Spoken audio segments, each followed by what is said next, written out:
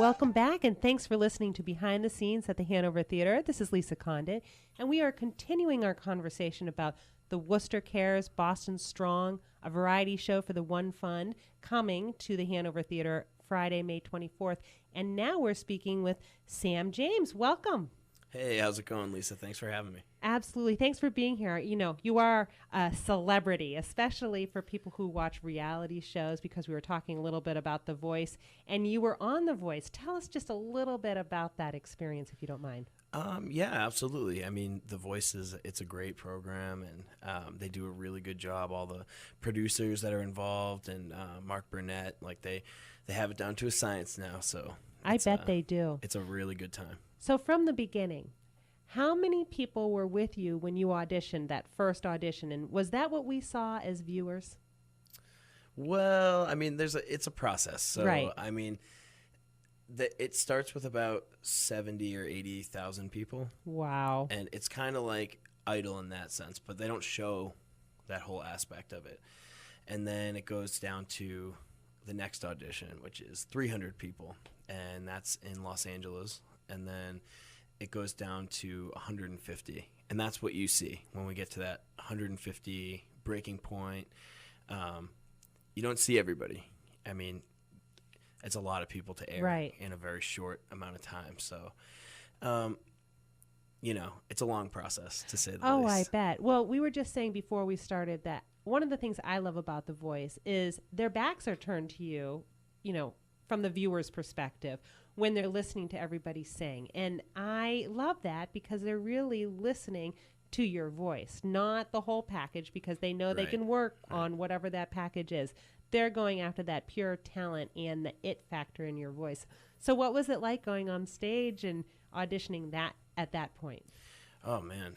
You know, it's interesting because I don't really get too nervous before performances. I've been doing this for 10 years, so it's I've been on a lot of stages in front of a lot of people, and it's really nerve-wracking. It's very nerve-wracking. I mean, it's hard to play with 4 people's back turns towards you. Oh, You yeah. never know, like, what they're thinking. Like, you know, as a performer, you always want to get a read where you want to take your song or your set, read it off of the audience. So, like, their reaction.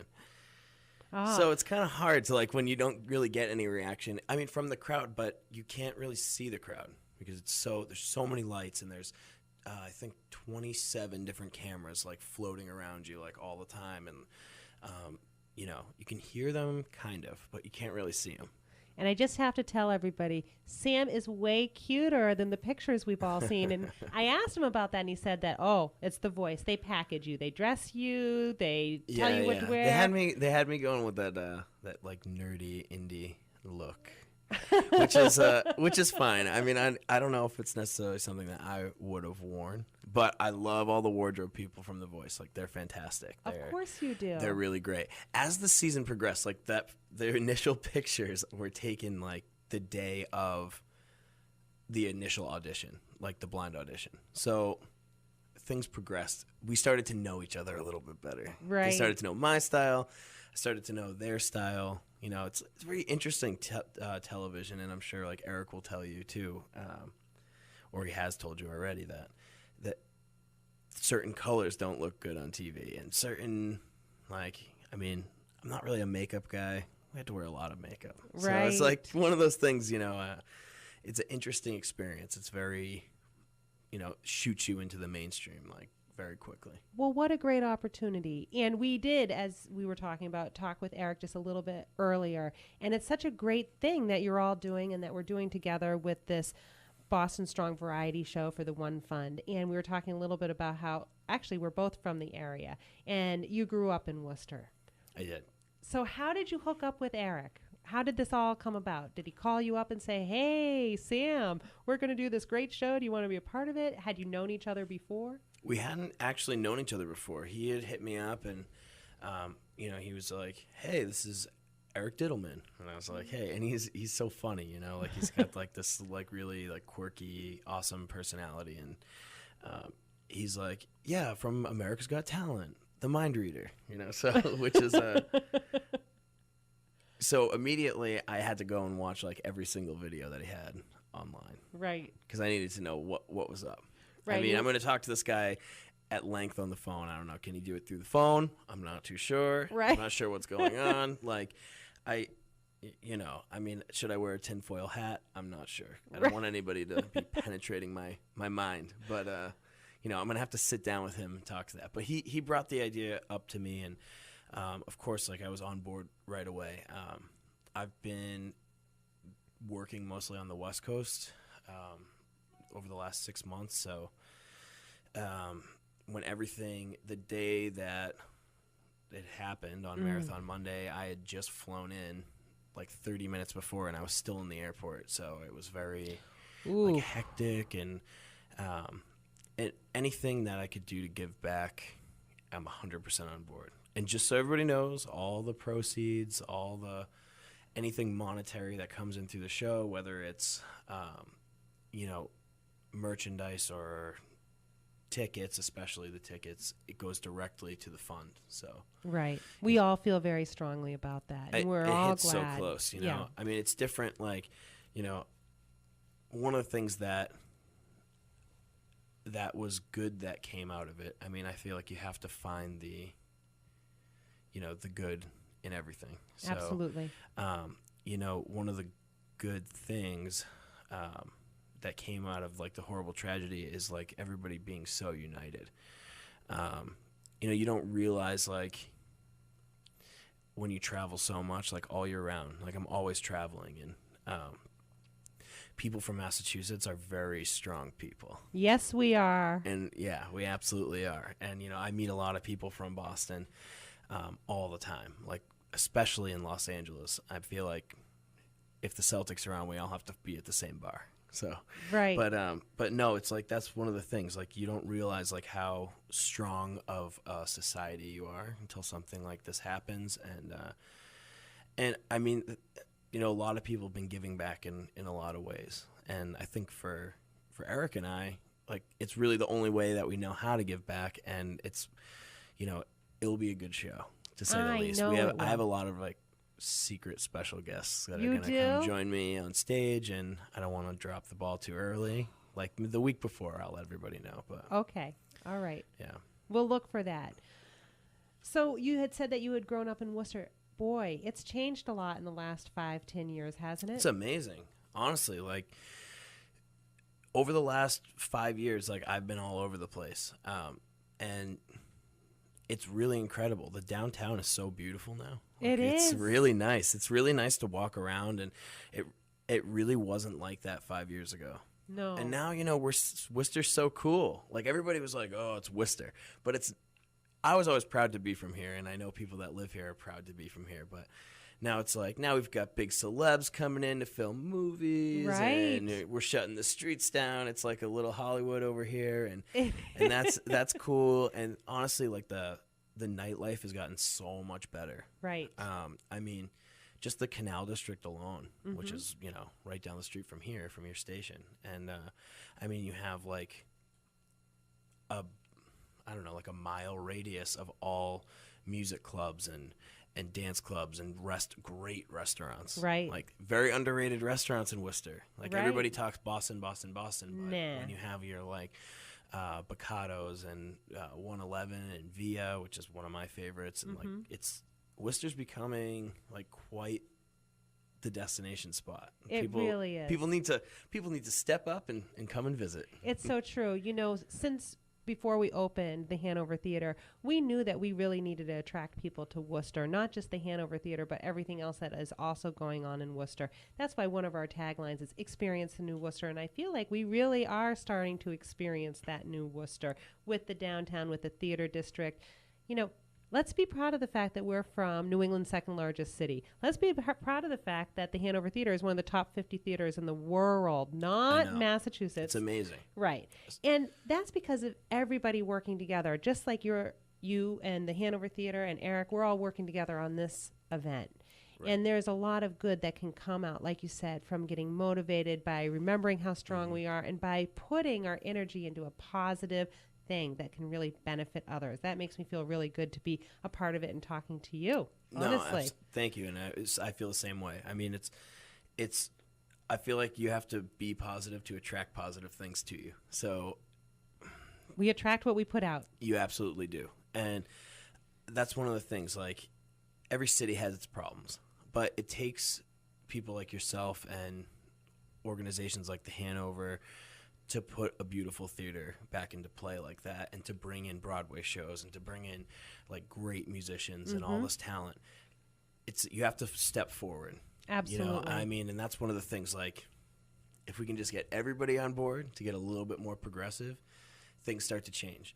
And you can see it every single day. You sure can. It's really impressive. And you know what always strikes me is when I actually get off of 290 and I'm coming into downtown, you would think that this is a total college town. Because when you look at the little islands right there on Route 9 and all those little, you know what I'm talking about. Yeah. They're all sponsored by the different colleges. It's amazing. It is amazing. And that's the thing is, like, our population doubles in Worcester when college is in session. We have 14 schools here, so it's one of those things that we have to be more accommodating. We have to get kind of like that old stick up the butt. Right. Excuse my. It's okay. We have We're to with get we have to get that out of our systems, especially with like the older members of the community, because honestly, the older members of the community are the ones that vote on everything. I mean, it's hard for people my age and people younger. We need to get out and vote, because it's only going to change if we change it. Earlier, we were just talking about how we post the content from all of these interviews on the Hanover Theatre's website, thehanovertheatre.org. Where are some of the places where people can find out more information about you? You said you're really active with the social media. Oh, yeah. Well, I mean, it's one of those, when I first started this music thing, I signed very early when I was 15. So very, very early on. So when I was first touring and doing that kind of thing, social media didn't really exist. So I've kind of had to adapt to it. So social media wasn't really that big even 5 years ago. No. So it's so crazy now. Like, even The Voice is like basically run by Twitter. So Twitter, Facebook, Space is coming back. Really? I don't know if that's going to work or not. I mean, really? We'll see. You know, I'm on it. You can find me, but it's at Sam James Music, and then it's samjamesmusic.com. So you can find everything's going to be going up live about this event and everything moving forward with me. So check it out. I totally will check it out. And so tell us a little bit about starting out in the field and the industry, and what advice would you have for aspiring musicians? Well, I mean, first of all, I feel like I'm still aspiring always. Like, he's so humble, everybody. No. It's I mean, that's the beauty of music, is that you're always learning. So, I mean, every single studio session, every single day, no matter what great artists, I've got to work with so many great artists in the last year. What's been your favorite memory so far? Or you can give us a couple, but what are the high points? I just wrapped a record with this girl, BB Rexa. She's amazing. So she's going to be, her record will be out probably in the fall. We just wrapped that in Los Angeles. She was just great to work with. Young, she's 22, so she's like really energetic and very driven, which is always nice to see. Yes. Who else have I worked with this year that was great? Well, we have a lot of cuts coming out. Like we did a song with Chris Cab, who's fantastic. That's coming out in the fall, and just a bunch of stuff. But I mean, my advice would be to play everywhere. Play everywhere, like the Beatles, remember? No, you have to. I mean, they were doing 8 shows a week at the same spot. Right. And it's all about practice. Before I was, like, bi-coastal and doing sessions with other artists and finishing my own record and that kind of thing, like, I played in Worcester 6 nights a week. 6 nights a week. So what are some of the places where you used to play? Oh, man. You name it, I played it. Like, honestly, like, any gig that I could get, I took. And we're not talking, like, half-hour gigs here. We're talking every night was 4-hour gigs. Wow. Like that's how I honed my craft, you know, and I'm still honing it, but like that's how I started. And like I could have never have done The Voice without that experience. Like 5 years of 6 nights a week where it was like, it's grueling. Yeah. But it's training. You know, they say you need 10,000 hours of Yes. practice. Yes, I love that book. The book is fantastic. It is.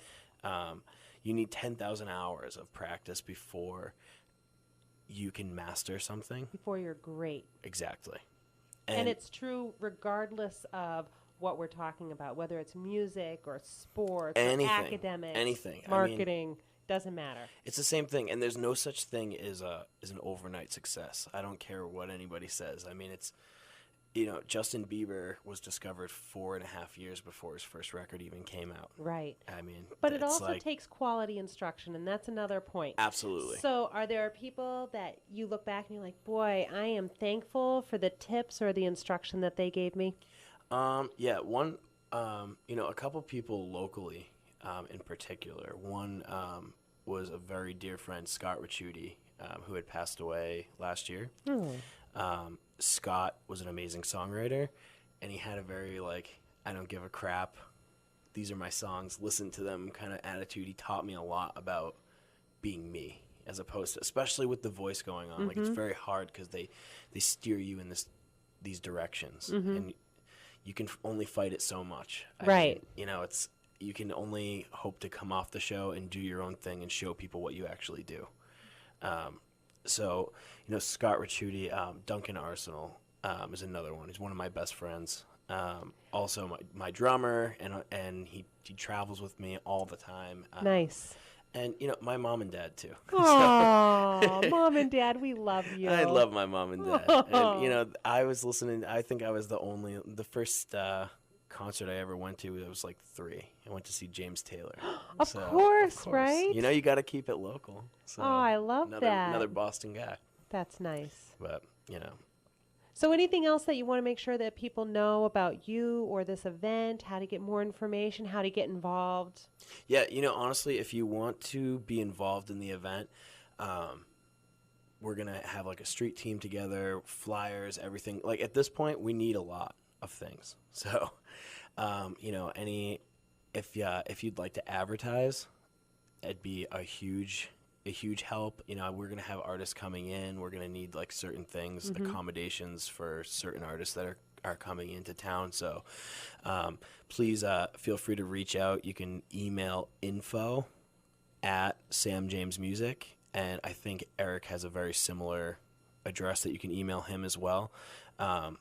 But, you know, even if you wanted to just spread the word, you wanted to get all the flyers and pamphlets, this event is going to be great. And, you know, the more tickets we sell, the more money gets donated. So it's not, you know, it's one of those things, like, it's hard because every time Eric or I do a show, you always want people to come out and support because that's how artists get paid. Right. Know? But this is totally going straight to charity. This has nothing to do with us. We're just providing entertainment. So, you know, whether you've heard of us or not, get a ticket, come down, because every dollar really, really counts. And it's going to be a phenomenal show with a lot of different variety. I mean, I honestly don't think that there could be 2 more opposite acts than you and Eric. No, it couldn't be. I'll tell you, it couldn't be any more opposite than the last time I played the Hanover. Oh, what was that? It was College Consortium. Oh, yeah. Sam James, Sam Adams. Yes. Which is, and Yes. he's a rapper. Yes. So very opposite ends of the spectrum. Yep. I mean, I feel like every time I do the Hanover, it's a variety show. So there's Well. nothing wrong with that at all. You know, Hey, we have something for everyone over there. Yeah. Absolutely. I mean, the thing is too, and even if you're not into Eric's act or mine, which is music, come and check the Hanover out. If you haven't been yet and you live in Worcester, that's a tragedy. I mean, the acoustics are amazing. The venue is incredible. The staff is extraordinary. And you have a bar. And we have a bar. It's true. I mean, these are all things that people in Worcester love. Like, I know, I'm from here. It's true. You know, you want to come have a couple beers and watch some music and some entertainment, come on down. I mean, it's really important to give back to your own community. And the very next night, who knows, we could be having a classical ballet. You never know. You never know. I mean, you can come see a concert, have, 2 or 3 to 6 or 7 beers, depending on who you are. And then the next night, get in a tuxedo, come back. That's the best thing about the Hanover, honestly. Yeah. I mean, it's a great room. So Well, thank you so much. And for any of you who want more information about the Hanover Theatre, obviously visit our website, thehanovertheatre.org. We are a nonprofit organization. And thanks again to WCRN. Thank you to you, Sam. Our mission is to foster a love and appreciation for the performing arts in audiences today and tomorrow. So, working with you, doing this event, you're helping us to fulfill our mission too. So, thank you, and we look thank you. forward to seeing you at the theater. I'm excited. See you there.